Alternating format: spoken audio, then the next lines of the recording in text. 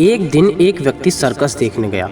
वहां जब वह हाथियों के बाड़े के पास से गुजरा तो एक ऐसा दृश्य देखा कि वह हैरान रह गया।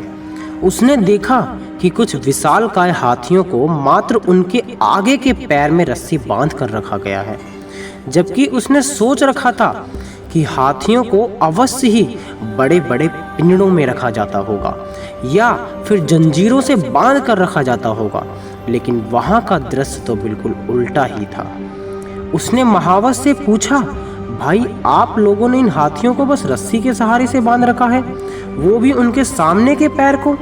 ये तो इस रस्सी को बड़े ही आराम से तोड़ सकते हैं। मैं हैरान हूँ कि ये इस रस्सी को तोड़ क्यों नहीं रहे हैं।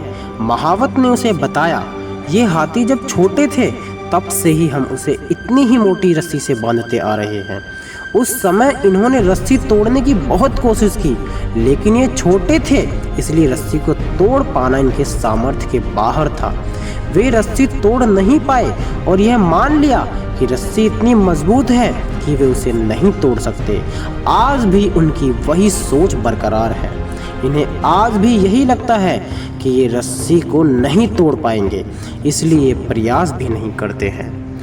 तो दोस्तों, उन हाथियों की तरह ही हम भी अपने जीवन में नकारात्मक सोच रूपी रस्सी से बंध जाते हैं। जीवन में किसी काम में प्राप्त हुई असफलता को हम अपने मस्तिष्क में बिठा लेते हैं और यकीन करने लगते हैं कि एक बार किसी काम में असफल होने के बाद उसमें कभी सफलता प्राप्त नहीं होगी।